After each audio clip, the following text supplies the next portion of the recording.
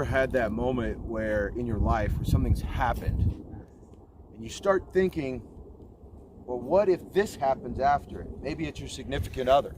Maybe they are mad at you and you're sitting there thinking, well, I could have done this, or because they're mad at me, maybe they're thinking this, maybe they're going to leave me, maybe this, and you start overthinking it. There are many people out there, you're not alone, that overthink the things in their life. Maybe it's work. Maybe your boss sends you an email during the evening when you're off work and says, hey, I need to talk with you first thing in the morning. And automatically your mind starts racing, you can't sleep, you find your anxiety is rising, and you start thinking about all the things that it could be. Overthinking is you allowing your mind to take control of where you're at, what's going on, instead of you taking control of your mind. I talk to people so many times that have this problem with overthinking. And I used to have that problem. I've been in relationships before where I found myself feeling like I had to overthink everything. I had to be 4 steps ahead of somebody, and as soon as someone would get mad or something would happen or something unexplainable or unplanned would take place, my mind would go into instant overdrive. And what I wasn't realizing is that my mind and that incident was stealing precious moments from me that I would never, ever get back.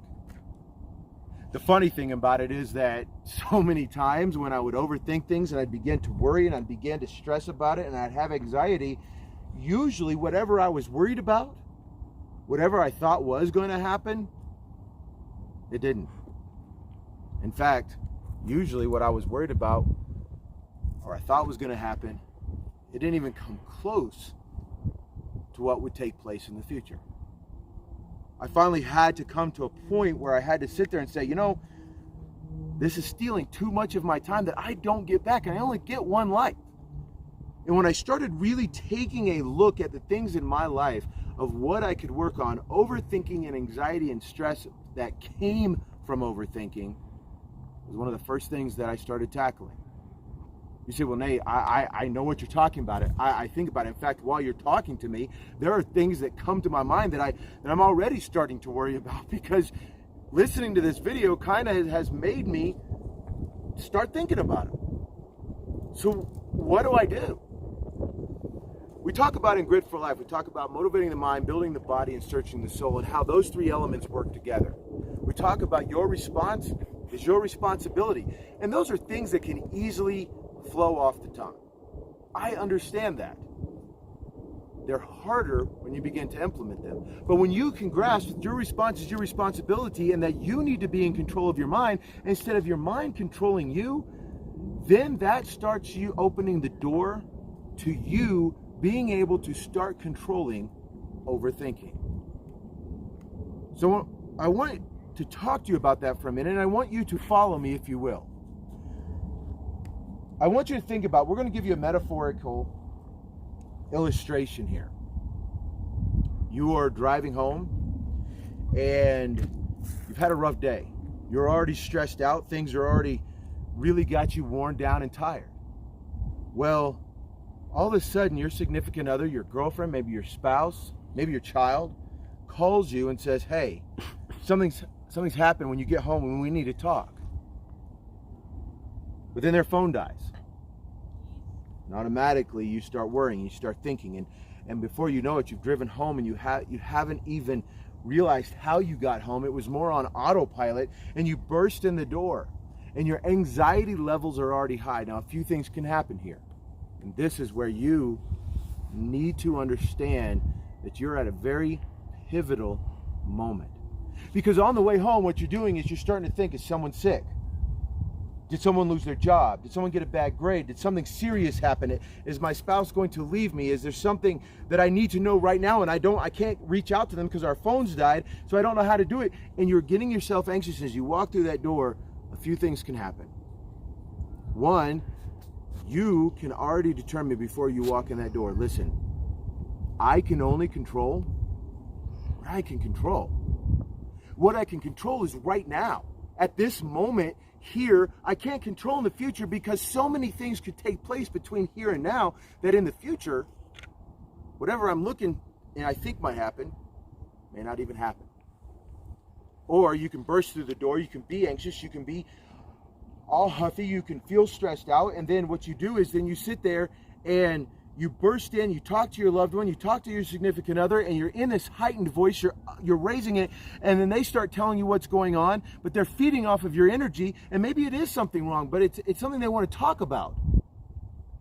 Maybe your significant other did get upset about something. But it's not serious, it's just something they want to talk about. But because you're already anxious, they start telling you, and you blow up because you're anxious, and before you know it, this argument that could have been avoided, but started with your overthinking, is now in full-blown mode. And in essence, you have self-sabotaged yourself. In a way, you were self-predicting that what you thought might happen actually did happen because you weren't in control. Your mind was. Your emotions were.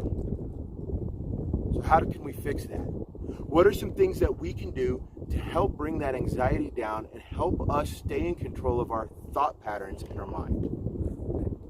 One of the things that you can do is start reminding yourself when your mind starts racing, you can tell yourself, listen, I've done this before. I know I'm overthinking it. I get that.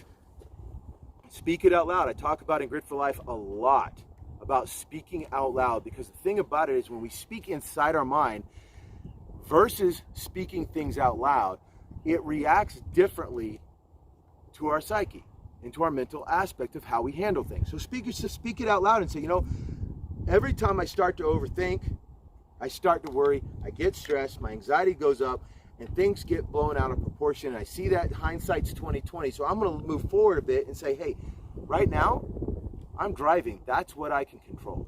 Or right now, if you're laying in bed and you get a letter, you get an email from your boss saying, hey, I need to talk to you in the morning, you can say, hey, right now, I can't control. Whatever's going to happen tomorrow in that office is already going to happen. I can't control it right now. What I can control is to make sure I get a good night's rest. What I can control is to do some breathing techniques. What I can control is to calm myself down. If you begin to say that to yourself out loud, you are telling your mind verbally that I'm taking control, you're not.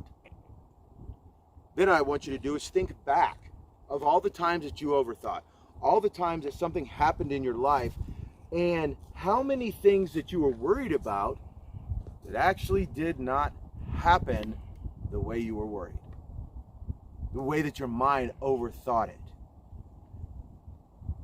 Learn to live in the moment. Learn to live in control. So when you've done those two things, you've talked to yourself out loud saying, hey, you know what? I can't control this. I am overthinking this. I need to be present. And then you start looking back and go, okay, I know that there are times that I have overthought, and those things did not happen. The majority of the time it did not happen. I would dare say 95 to 99% chance that most of those things did not happen. Then what you do is you step back and you start taking those breathing techniques. You breathe in through your mouth, breathe in through your nose, breathe out through your mouth. You begin to calm yourself and you say, hey, I will handle things as they come. I will not try to handle the things that have not happened, because none of us are guaranteed even tomorrow. And most of the time, it's not going to be that big of a deal. And if it is that big of a deal, I've already prepared myself, mind, body, and soul, every day that I work on myself, every day I try to make myself better. I have already given myself the body armor. I've already given myself the ammunition to be able to control those things when and where it happens. Recently, I had a lot of things going on in my personal life with my family. A lot of things we did not see coming. It happened instantaneously. There were things that I had to make decisions on that in the moment, I made them. I could have then begun to overthink and say, well, what if I hadn't made that decision this way? Or is there a better way to make that decision? Maybe if I had made this decision, that wouldn't have happened. I can't change the past. So you can't control the future and you can't control the past. All you can control is where you are. And what I had to learn and understand was that where I'm at right now, I made the decision that I felt was best, and that's what we're going to go with, and that's where we're moving forward. And as I take each step, that step is what I'm going to concentrate on. That step is what I'm going to think about. Nothing more, nothing less. Overthinking will cause stress, anxiety, and can cause issues to be a lot bigger than they were intentionally going to be. So don't do it. Work on these steps. It's not going to be easy right at first. It's going to be something you're going to have to work out. But we're training. That's what GRIT stands for, getting ready and training for life. And just as we would train muscles, just as you would train as an athlete, the more that you do it, the easier it gets. Remember, your response is your responsibility. You feel